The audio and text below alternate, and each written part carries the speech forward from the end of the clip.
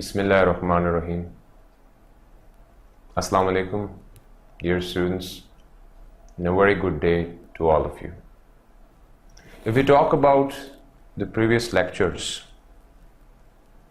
after giving you an overview of how we're going to proceed within the course, we started with giving you a general introduction of report, followed by discussing its detailed structure, and after giving you some appropriate examples, we have moved onwards with the specific types of reports which are used in different scenarios in the light of different contexts which are provided and which are assigned to an individual who has to prepare and draft a report.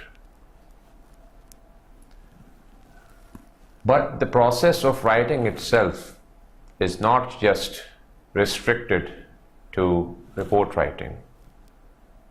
It's one component of a big term that we are going to discuss in our today's lecture. Just talking about the previous lectures, we talked in detail about different sections and we discussed these points within detail alongside some different examples to clarify your ideas.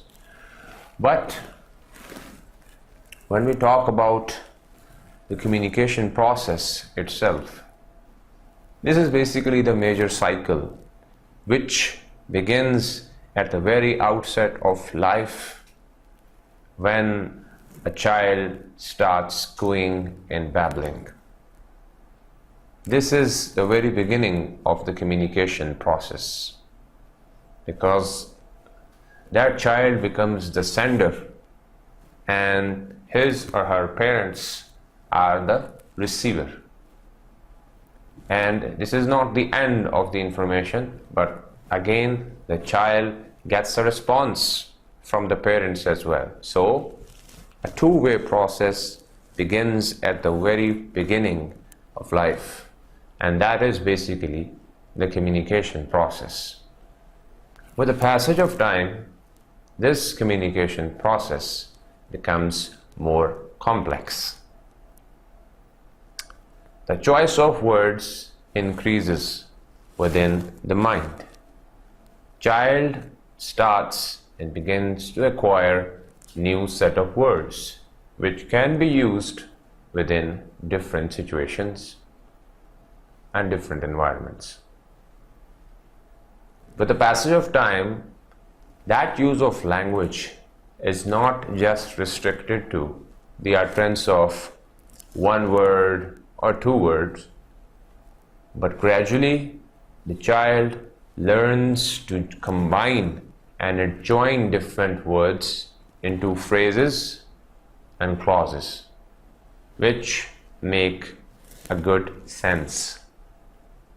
And the receivers of that knowledge are also getting a good idea that now that child has started to become a good interlocutor and a good communicator.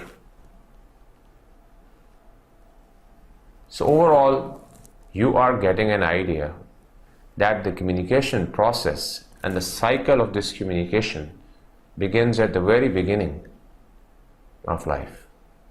And with the passage of time, it becomes more and more complex. Then a phase comes within our lives when we are not just restricted to the oral communication. Now this communication transforms into the written communication, a form of communication which remains permanent. Now why am I calling this thing permanent? Because if we look back in time, there was no manner and no mode of preserving your oral language. Although nowadays we do have recorders, we have different modes of saving your voice, we have different media. Now there is a way of preserving this language, but back in time only the written communication was considered as the one which is preserved. And due to the same reason, if you look back in time, talking about the archaeology, so we have different forms of written communication under different caves in the form of different tablets. I'm calling those specific pieces of rocks on which we have carvings. And those carvings are not just designs, those are specific languages which were used by the people of that time. And they were basically trying to preserve their culture, preserve their knowledge for the upcoming generations which were coming right after their own age. So they tried to do a communication with the upcoming generations as well. But although with the passage of time, language evolved, changed its form, lost so many speakers and users of that language, and that's why many of us are unable to understand what basically is meant by those forms which are written within those tablets. But the basic point remains the same, that they considered it to be a preserved form of language, and that is why it was used extensively within their time as well. Due to the same reason, I am calling it as well as an advanced form of communication. More modified, more specific, more extensive. And due to the same reason, we divide language within 4 skills. And if you have a command within all these 4 skills, only then you are considered to be a good interlocutor and a good user of language. That's why we have these different assessment tests as well. We have TOEFL, and then you also get a training in the form of TOEFL. Then we have this test known as IELTS or IELTS, taken by different organizations. So these are the different modes through which all of your 4 skills are basically tested. So generally talking about these 4 skills, to basically give you a general idea, we divide them into 2 categories. We have the receptive skills and we have the productive skills. When I talk about the receptive skills, basically these are the ones in which the knowledge and the information is coming towards you, towards the person who is the focal point, with reference to whom we are talking about these 4 skills. Let's suppose I'm the person whose 4 skills are being discussed, whether they are poor or weak. So if I talk about my receptive skills, so I would say those skills through which knowledge is, or the information is coming towards me. So if we look within the screen, we have listening, we have speaking, we have reading and writing. So it is clearly evident that from the first figure, you have an ear used for listening. You basically receive the information in the form of sound waves coming towards your ear. So, well understood that basically listening is a receptive skills through which you receive the information. So one thing becomes clear, that listening is your receptive skill.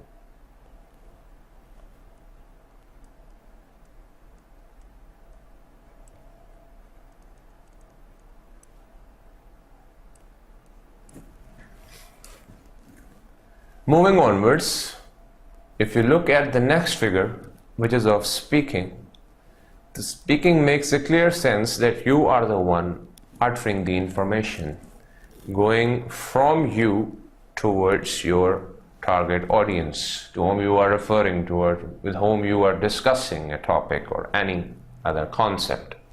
So it won't be considered under the heading of receptive skill.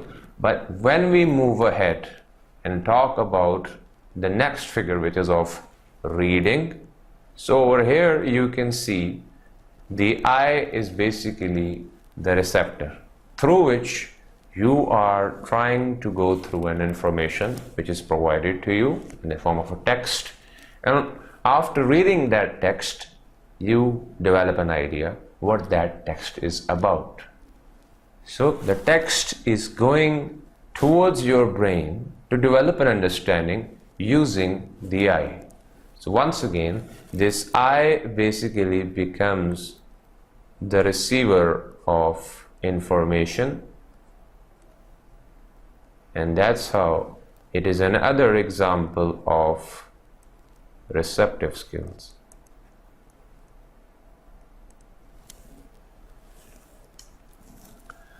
Now when the receptive skills are clear, and based on these receptive skills, you will develop your productive skills. The skills which are used to develop and transfer information towards your other interlocutors with whom you are having an interaction. So based on this discussion, we can say that the rest of the two figures, among which we have the speaking and writing, belong to your productive skills. We talk about speaking, so you are the one uttering the information and your receivers are getting the information, your target audience. So they will be the one listening, meaning their receptive skills are being used, whereas you talk about yourself, so you are using your productive skills. And finally, coming towards your writing. As we discussed earlier, writing, the basic step, the first step towards moving to your complex communication process. So it is the most advanced form of communication and productive skills, and which is based on the first three, because starting from your listening, you're going to develop the basic choice of words. You will learn how language is used at the very outset. Then, based on that listening, you develop your speaking. So listening develops your speaking. Then, with the passage of time, within your school age as well, you start to learn how to read.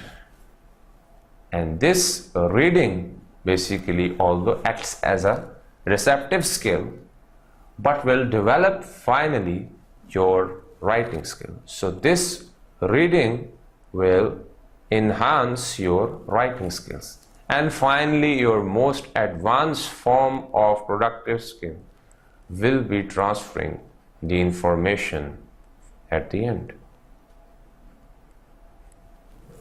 So although it becomes and it develops at the very end of enhancing and polishing all your other skills, but it is the most advanced form of language skill, which is developed at the very end of the communication process. This will be the target within our upcoming lectures as well, and particularly within our today's lecture as well. Writing is of different types, and it depends on basically the environment in which you're going to use this language skill. We talked earlier within our initial lectures as well that there are different forms of writing based on the given context and your own set of goals and objectives that you want to achieve, and the context basically under which you have to produce your writing. So you have a specific format within which you have to prepare your draft. And keeping in view all these fundamental factors, then you prepare or draft your text. Now making it more specific and relating it with our basic course of report writing. Report writing basically belongs to this broad term of technical writing. One component. But there are separate other components as well. So how to generalize the overall discussion? So first you need to know what basically is technical writing. If you look at the word itself, you will know what kind of writing it is referring to. Technical, related to something scientific, a form of writing which involves the use of scientific method, and within the scientific method we have certain steps through which we try to explain a concept. This is the same thing which you need to consider, and it's a good tip for you as well, that whenever you have a term, let's suppose you have a compound word, a word which has two separate words and together they make a meaning. So try to look towards the individual meaning of those two separate words, and it will give you a hint or a clue in most of the equation that this is the probable meaning of this term. And now, after talking about the technical writing itself, the way we have inferred the meaning, we have deduced the meaning out of it, you are quite close to the basic concept itself. We have some good definitions as well to basically enhance that general understanding which is developed within your mind. Looking towards the definition provided by Merriam-Webster's dictionary. So, a form of writing involving special knowledge and use of language, etc., that is used or understood by experts, but usually not by the others. So, very self-explanatory, very comprehensive, and a very interesting definition if you look into it, what basically is there within this definition. If you look at it, involving special knowledge. So it's not an ordinary knowledge that we are talking about. For example, you generally have a gossip, you generally have a discussion, but this is something which is based on objectives. If you are talking about some special knowledge, that means that there is a motive behind the sharing and the dissemination of that special knowledge. There was a goal and there was an objective, and based on that objective you have started to share that special knowledge, and with the use of that special language as well. That's why there is a comma as well.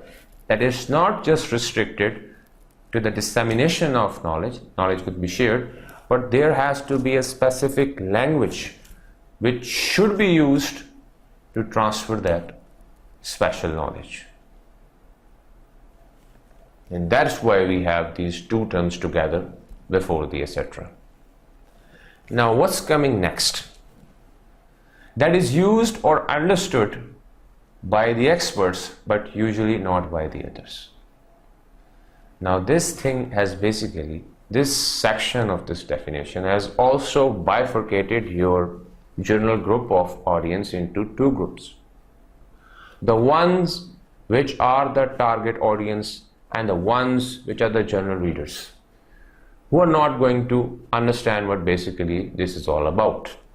To understand this technical information, you need the basics or the general understanding of that information. If you have the basics, you would know what this is about, and you would be able to understand and apply the set of rules or that information which is provided to you using that technical writing. So, dividing you into two groups, and secondly providing that special knowledge, and lastly talking about that special language which is also used to convey that information are some of the factors which turns that text into a technical writing.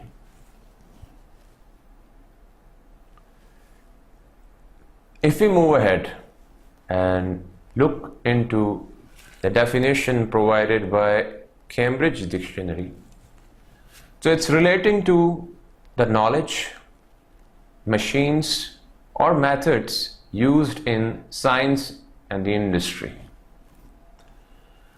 So the first one was a bit more general definition, giving you an idea what a technical writing generally is. And the second definition is trying to make it more specific for you to understand that what it basically deals with. Now just think of the point I told you earlier, that if you look at these two words, technical writing, so it will make a general sense that it's a form of writing which is technical or related to something technical or technology. So now if you look at the second definition, it will give you a general idea that although it's a knowledge, but of what? Knowledge of the machines and of the methods which are used within science and the industry to develop those machines, or to use those machines, or to apply those machines in a better way. So this is the basic link between machines and knowledge, which is developed using technical writing. So hopefully you have understood the basic concept underlying within these terms or within this form of writing. Hopefully, based on this discussion, I can say that even now, if you are given a situation to write a paragraph, not just a definition, but even a paragraph on what technical writing is, you should be able to do it. Just remember that first, you can discuss technical writing in general, and when I say general, you just have to move what this knowledge is, for whom this knowledge is, and how to convey it. And then if you want to make it more specific, then you can simply relate machines with knowledge, that it's a form of writing which develops a link between knowledge and machines, because after all it is knowledge of machines, of manufacturing them, or of using them, or of making them better. Now look at this concept, what basically it does. I'll be providing some of the more detail of what basically technical writing does. So if you look at the bullet and focus on the points in red, it will clarify the basic definition and the concept of technical writing. It communicates specific and factual information to a defined audience for a defined purpose. And the same things are also written within the provided diagram and the model as well. So if you look at itself, the first point to focus is that it is communicating a specific information. And by specific, we mean that we do not require the general information, because the general information is for the general audience. In a manner you have text in newspapers in the form of the details provided in different reports, but that is the general information. But when we say we need specific information, that means that you have a subject, you have a subject matter, you have a topic, and you have to stick to that topic rather than going into the accessory details which may divert and distract your audience. You have to keep things very specific. You have to stay and restrict yourself to the particular topic that you are dealing with.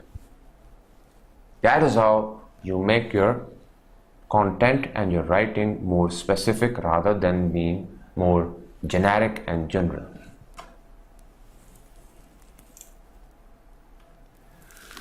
The next point to focus is within the definition as well, that is factual. Is factual information. And what do we mean by factual information? Once again, the information which is based on facts, figures, statistics, and evidence. We are not building here castles in the air. We are not assuming and presuming things, because in both cases we are basically trying to be moving towards conjecture. There is the element of wild guess as well. There is the element of probability within your point that you have raised or that you are trying to discuss. These are the things which are to be avoided when we talk about technical writing in journal. Because we have to keep things very specific, and when you want to be very particular about a topic, then there is no space for any guess or any conjecture or any probability. You have to be very focused when you talk about technical writing. And you can only stay focused if you have the basic point to defend your stance. And those evidence are basically in the form of the figures, the graphs, the charts, the histograms. These are the things which are going to support your evidence, which would become the supporting evidence for your stance. And your audience won't have a space to question you or to criticize you. They will have no other option except the acceptance of the content itself.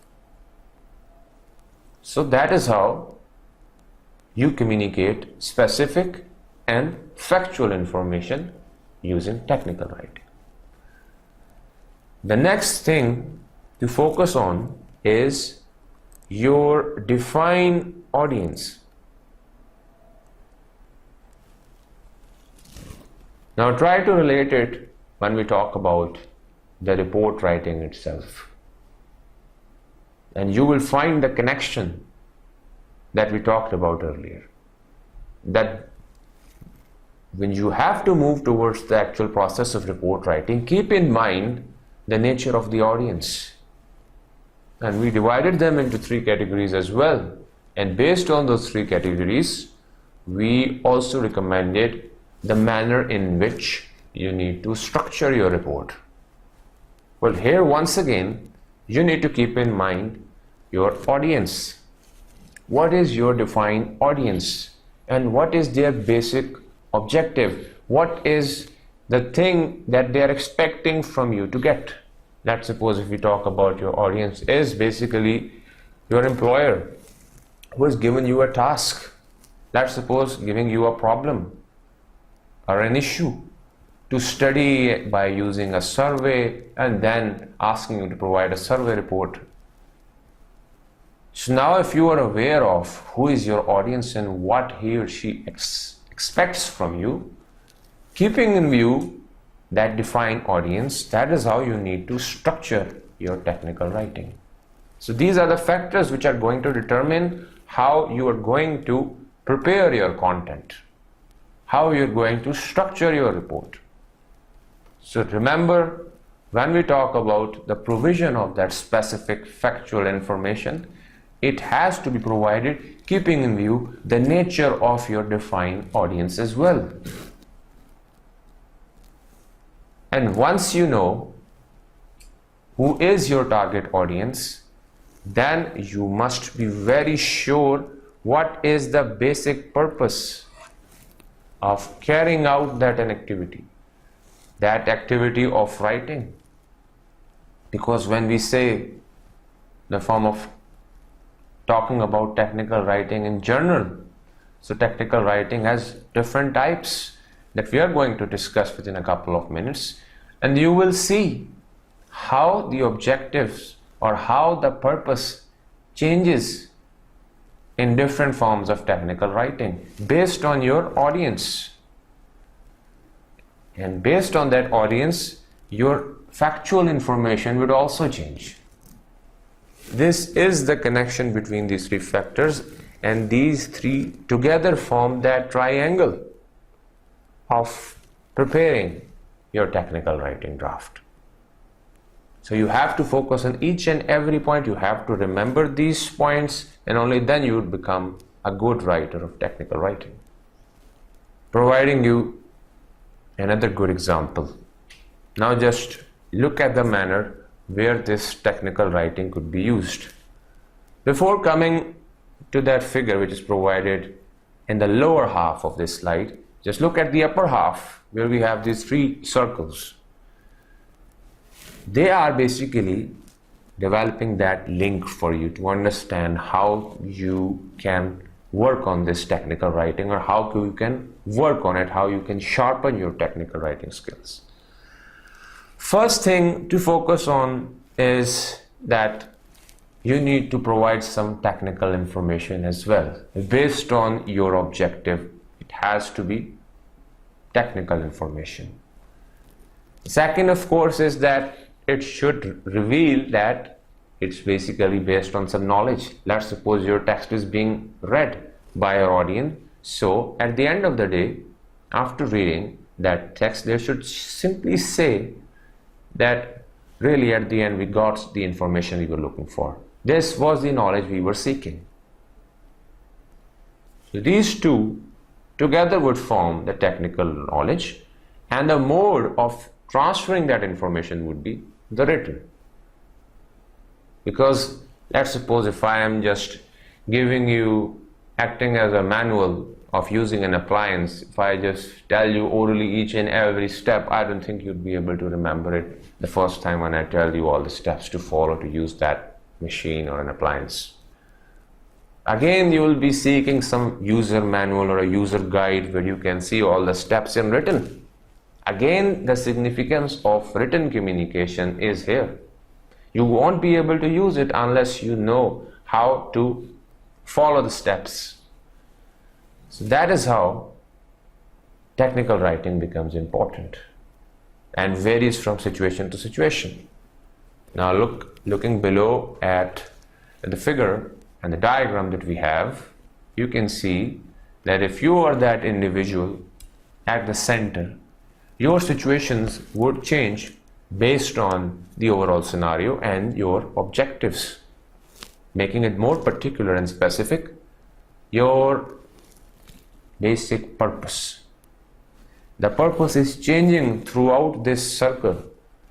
We can say that if you are a trainer or if you are a trainee, so the mode in which you receive the information would be very different over here. I'm sure you would have received and will be receiving different trainings based on the objectives or the workplace in which you are working. So just look at the manner in which you will be receiving that training. You shall be provided with a schedule of how that training will proceed. What is the basic motive of that training? What will you be getting out of that training? So within that training, there are different steps, and you will be made well aware of each and every step or phase of that training. And that will also happen using your technical writing. Just one use of technical writing. And look at the manner in which the whole situation is dependent upon the context in which that technical writing is supposed to be written. Then, of course, making it more online, the manner in which you are right now listening to the lecture, viewing the lecture, following my points. So a webinar is also quite similar to the kind of environment in which we are interacting right now. A webinar is also designed and prepared based on some objectives. And these objectives will not be the same as we have in a physical training, because the persons who are interacting or the persons who are involved in this process of training would have a different environment in which they'll be able to respond in a different way compared to the manner in which you can do online. So the objectives would be established and structured based on the environment in which you are carrying out an activity. So your webinar would have a different mode of technical writing. Then there are also some situations after, let's say, I can mark it for myself as well. If I say webinar is complete and talking about documentation. So within an official environment, there are different documents which are supposed to be prepared within a given timeline. And that documentation is also not prepared within general writing, but of course there is a format which has to be followed within this process, within a workplace environment. Even let's say if you have to send an official letter, you have a letterhead, and that letterhead becomes the first foundation of your technical writing, that it becomes official when it is provided. The letter simply is making sense when the text is written over the cover letter or the letterhead. So it is the first step, and that is how you do all the documentation within the official environment. So once again, the objectives are changing when we talk about the technical writing. Then talking about the quality assurance, that is also done using some technical writing procedures. Then your planning, you have seen such charts, the blueprints of different buildings which are to be constructed in nearby future. So all that information which is provided within that chart is also very comprehensive, provided with statistics, with figures, with some details of lengths and widths of different components of a building. So all these things within a single chart, and are not the same as the kind of information, though technical, but provided in case of a webinar or documentation or a training. So just look at the manner in which this situation or the scenario is also changing the form of that technical writing. Although it's the same technical writing, but the manner in which it is communicating that specific factual information is changing based on that defined purpose and the defined audience. So that is how this strategic meeting would also be different, as it would have different objectives and motives compared to the planning of some building or construction. It would be different from this quality assurance, and so on and so forth. But these are the points to consider when we talk about technical writing. Just look at the manner in which these different situations and context have changed the overall structure and motives of technical writing. These are the points which are required to be considered when we look into the detail of the technical writing, and we'll be gradually moving towards this detail. Now these are also the forms of writing that you deal with within your professional life. You have the kind of writing in which you basically are supposed to do working in a professional environment. It could be of any form. Then talking about the business writing, the kind or the form of writing in which you really mean business, and it is done in a business setting, in a business scenario for a letter. Then talking about the occupational writing, it is also the kind of writing that you do based on your occupation or your profession or your job. Like this writing is part of your job. So I'm not dividing them into separate categories, but basically I am trying to connect them with a basic form, and that is technical writing. All these fundamental writings are one way or another connected with the main one, which is technical writing. It's not a separate one. When you know technical writing, you would know how to relate it with your professional writing, because it's part of your profession, it's part of your occupation. And technical writing is usually done, as we have discussed in detail talking about report writing, that it has to be based on the fundamental factors of technical writing. Your report is prepared when you mean business, when you have to convey the information to your employer and to other people who are your colleagues, clients, vendors. So there are multiple different types of audience which are involved within this communication process, and being part of that process, they become part of that business setting, and then you require a business form of writing to convey your information to each and every one of them, and then you do it using technical writing. So all three come basically under the main domain of technical writing, and that is how it becomes important. If you look at the basic definition, although the first few points are the same that we have discussed in detail, but let's go through it to have a good idea to understand this technical writing in a better way. Technical writing conveys specific information about a technical subject to a specific audience.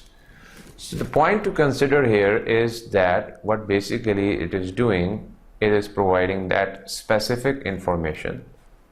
Talking about specific, looking back into some other definition we talk about, we can say that it is that special knowledge we are dealing with, and it is related to the technical subject. Now talking about technical subject, we will look back into the previous slides and talk about the second definition I provided.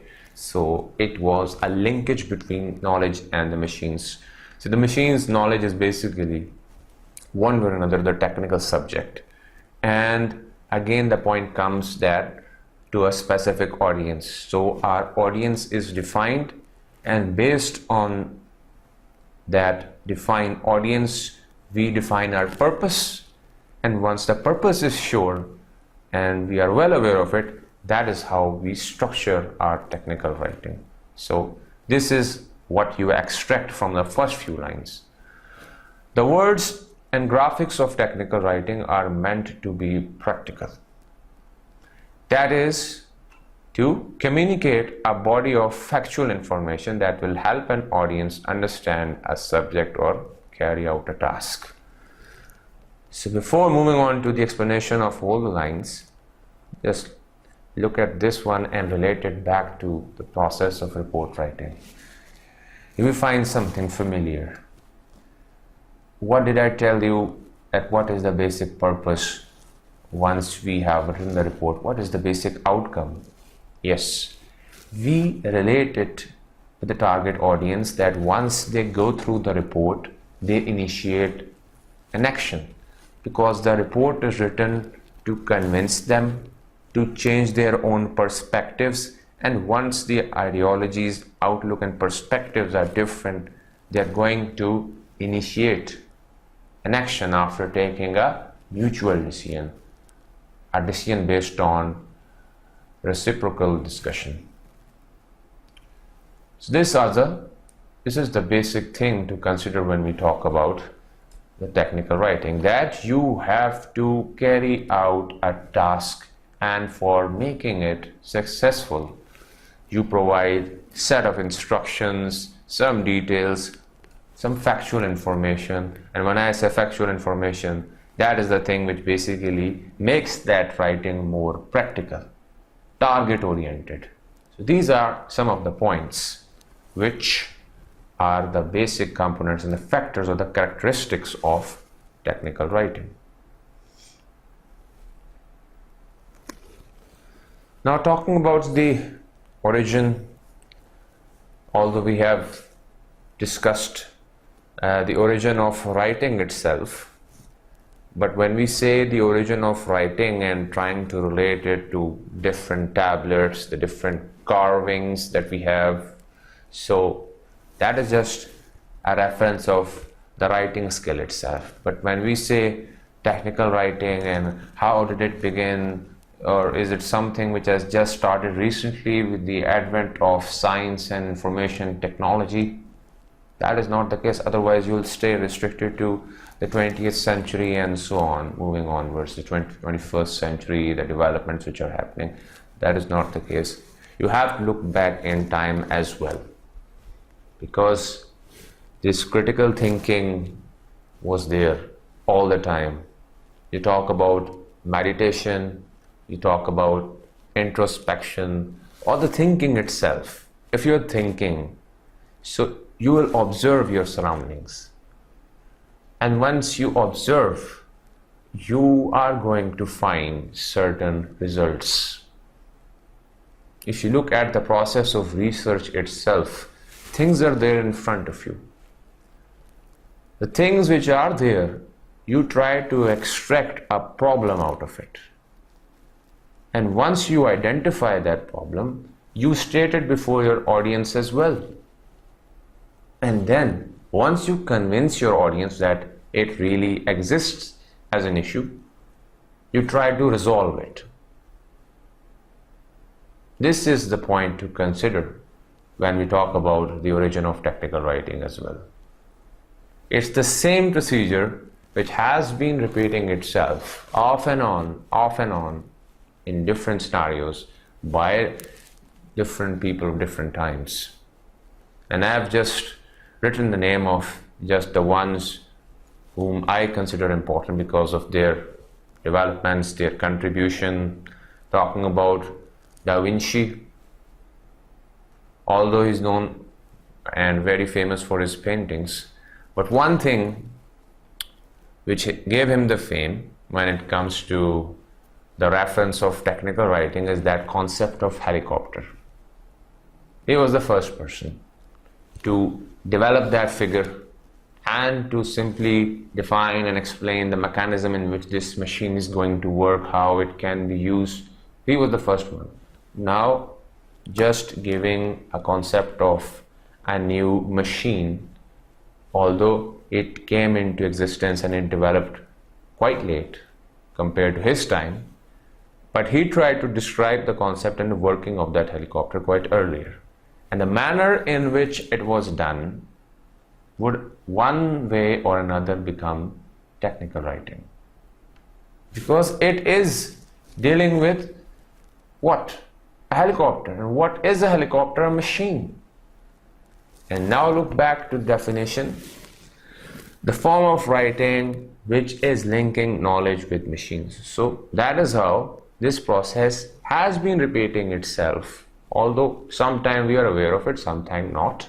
But that is how it is. One example. Talking about Copernicus and talking about the basic theory of heliocentric theory. Back in time, we had another theory as well, which is known as the geocentric theory.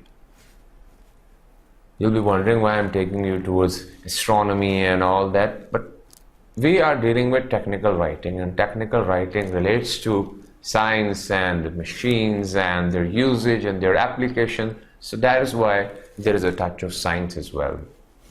You may like it, or if it seems confusing, you can Google it to find the details of these concepts as well. So earlier we had this geocentric theory in which this is the Earth and all the stars, including the sun, are evolving around it, round and round and round. And this is basically the center. But then all changed when Copernicus came forward and provided the heliocentric theory, according to which the Earth was no longer the center. On the contrary, the recommendation was of the sun came forward. That sun is basically the center if we talk about our own solar system, and Earth is just one of those planets which is revolving around it. And that is how we have this shift of day and night cycle of 24 hours. Then once again, this explanation also required a form of information and form of knowledge that is more technical and based on facts and figures. So those facts and figures and statistics were also provided by him. But again, it needed some other evidence as well, and that came by Galileo, who came up with this new invention of the telescope, and through that telescope, movement of different stars, the moon, the different natural satellites were observed, were studied in detail, and based on those findings, and then we have different experiments, the astronauts being sent on space. So they have also observed the movement by leaving some international space stations which are revolving around the Earth. So these are all the different factors which played an influential role to corroborate the findings of Copernicus as proven by the device of Galileo. So apart from that history, what basically is happening, that the explanation of all these points that I have just mentioned earlier, although I was also becoming a part of me, I would say, was becoming or trying to become more technical because it required the explanation. So have you noticed the manner in which my language itself changed? This is technical communication, and when it is written, it becomes technical writing. So this is the basic point to consider here. And now look at the time in which all these developments were happening. The elements of past, way past. So the origin could be dated back to these times as well. It has existed in different forms. These are some of the ones which have been preserved and which can be related to when we talk about the origin of technical writing itself. But I can say there are still many developments, many inventions which have gone back in time, which cannot be observed because they are under the ground, become fossilized. Many things cannot be even extracted by the archaeologist. But although I can say there were things back in time, and people of those times have started to jot them down in their own ways of writing, and that would have been, of course, the technical writing. But staying in the present time, these are some of the findings and some of the forms of writing which can be connected with the present form of technical writing. Then some of the other factors which have enhanced this form of technical writing is the increasing literacy. Because you can simply say that if you know one thing and if you die, that information will also die along with you. And you would never want to do such a thing. You would of course want that your work can be extended by your upcoming posterity and your upcoming generations. It should not just stay restricted to ancestors, predecessors. You want that thing to continue, and for that purpose you also require technical writing, and that is how it developed as well. With the expanding need of literacy, with this literacy expanding, there was a need of explaining the mechanical processes. You had an increasing population as well. Within some new younger generation wants to learn about these mechanical processes. They have this passion and they want to know about it. So keeping in view all those factors, you want this dissemination of technical writing and technical information as well. And this also became a factor of the expanding boom of technical writing. Then this also was an important factor if we talk about the Second World War. The manner which began and continued within 1940s. So we had massacre, we had terrible loss of lives. The death toll was in big figures, can't be even mentioned and explained. But one thing which was becoming a cause was the atomic and nuclear explosions as well. And if we talk about these nuclear explosions, so it basically involves a scientific method, and it's basically nuclear fission reaction. A nuclear fission reaction, although the physicist would know what basically happens within it, but in some part of my life, I guess within intermediate, while I was studying physics, so I came across these terms: nuclear fission reaction, nuclear fusion reaction. Most probably, if I'm not wrong, in case of nuclear fusion reaction, you have this hydrogen bomb, even more lethal and having drastic effects. But if we talk about the fission reaction, so having this procedure of colliding different nuclei, the small particles which are inside the atom, so you collide them and then you get a big amount of energy which is released in the form of heat, and that heat then increases with the chain reaction which starts. So once again, look at the manner. This is technical communication in which I'm trying to convey that scientific knowledge.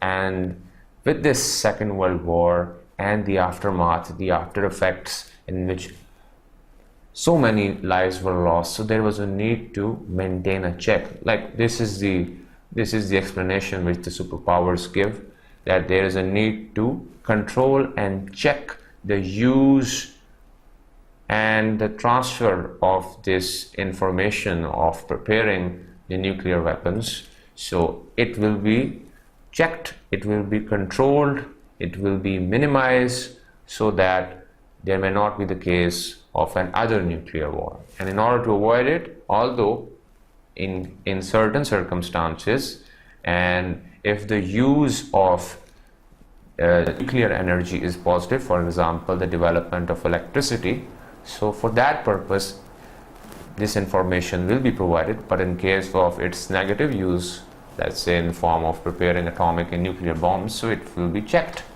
But for the positive use, of course, there has to be a channel. And once again, the procedure will be provided, and that procedure will be done using technical writing. So this is also another use and another reason of the development and the enhancement of technical writing. And lastly, being part of ComSets and the information technology, the boost that you see around you, the development of artificial intelligence and so many other technologies which have surrounded you. So people have started to develop an interest to learn this field and to just become part of it, or to make it part of their own lives. They want to use all the applications of the gadgets and the tools which are around them. We all want to use. We have a smartphone within our pockets. We always have it. We try to use it. We try to download different new applications. We try to become part of each and every software. So you can see the manner we have become part of this chain which is coming within our surrounding. So it all begins with this boost known as the computer revolution, turning this whole globe into a global village. That's why we call it as a global village after this arrival of the internet. So you can see all the development happening in front of you, and these are the changes which have simply increased the demand of this technical writing, and that is why it becomes important and another factor due to which technical writing has gained the significance which it has nowadays. So these are some of the factors that now have been explained generally, and keeping in view these factors, you can look into the different forms of technical writing that we are going to discuss.